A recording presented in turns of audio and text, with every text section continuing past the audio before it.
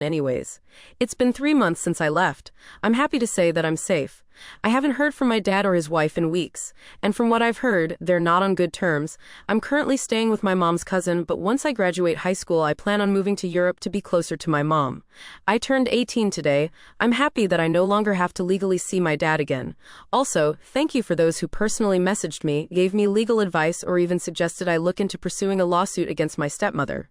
Please excuse any spelling errors. This brought back a lot of negative emotions. Downvoted commenter. YTA, honestly sounds like John dodged a bullet.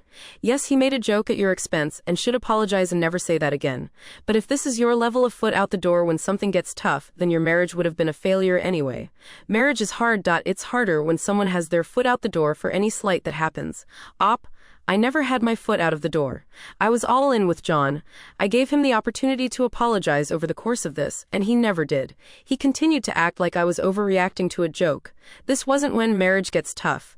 The when marriage gets tough moments in our relationship were when he lost his job and I solely provided for our relationship for 4 months, or when we had to be long distance because I had to travel for work for most of a year, or when I was so depressed after the death of a close friend that I never left the house. Those were the tough times, and the both of us were there for each other.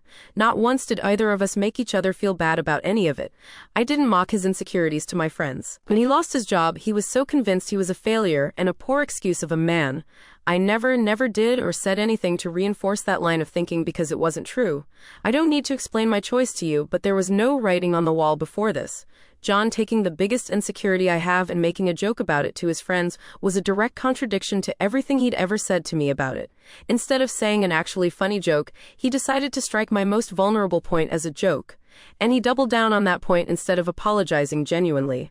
I have the self-respect and dignity to know that I don't want to be with someone who can just mock their partner's insecurities to others and then have the audacity to tell their partner how they should feel.